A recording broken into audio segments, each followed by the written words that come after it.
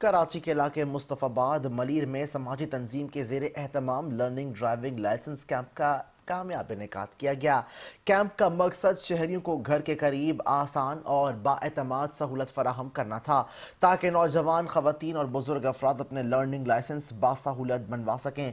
یہ کیمپ ارتقا health clinic نزد مصطفی آباد پارک میں صبح 10 بجے سے دوپہر 2 بجے تک جاری رہا۔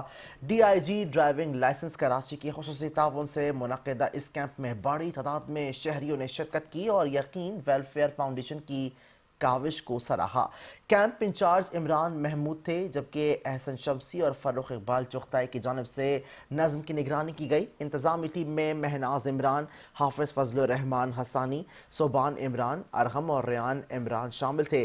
سماجی تنظیم کے بانی اور چیئرمین عمران محمود نے اس عزم کا اعادہ کیا ہے کہ اس طرح کے سماجی اور فلاحی پروگرامز مستقبل میں دیگر علاقوں میں بھی جاری رہیں گے تاکہ عوام کو سہولت ان کی دروازے پر میسر ہو سکے۔